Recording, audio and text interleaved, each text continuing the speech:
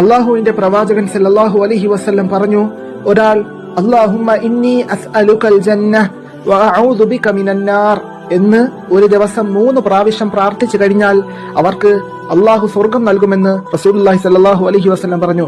അത് കേവലം ഒരു പറച്ചിലല്ല, കേവലം ഒരു പറച്ചിൽ പറഞ്ഞു കളയാമെന്ന് വിചാരിക്കുന്നവന് ഏറി വന്നാൽ ഒരു ആഴ്ചയെ അത് പറയാൻ സാധിക്കത്തുള്ളൂ. അത് കഴിഞ്ഞാൽ അത് മറക്കും.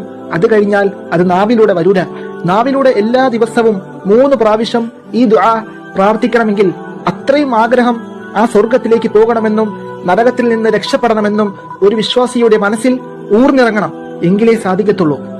അള്ളാഹുവിന്റെ പ്രവാചകൻ സല്ലല്ലാഹു അലൈഹി വസല്ലം പറഞ്ഞു, ഒരാൾ അല്ലാഹുമ്മ ഇന്നി അസ്അലുകൽ ജന്നഹ് വ അഊദു ബിക മിനന്നാർ എന്ന് ഒരു ദിവസം 3 പ്രാവശ്യം പ്രാർത്ഥിച്ചു കഴിഞ്ഞാൽ അവർക്ക് അള്ളാഹു സ്വർഗം നൽകുമെന്ന് റസൂലുള്ളാഹി സ്വല്ലല്ലാഹു അലൈഹി വസല്ലം പറഞ്ഞു. അത് കേവലം ഒരു പറച്ചിലല്ല, കേവലം ഒരു പറച്ചിൽ പറഞ്ഞു കളയാമെന്ന് വിചാരിക്കുന്നവന് ഏറി വന്നാൽ ഒരു ആഴ്ചയെ അത് പറയാൻ സാധിക്കത്തുള്ളൂ. അത് കഴിഞ്ഞാൽ അത് മറക്കും. അത് കഴിഞ്ഞാൽ അത് നാവിലൂടെ വരൂല.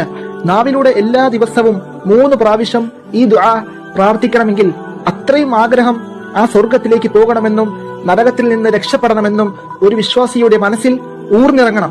എങ്കിലേ സാധിക്കത്തുള്ളൂ.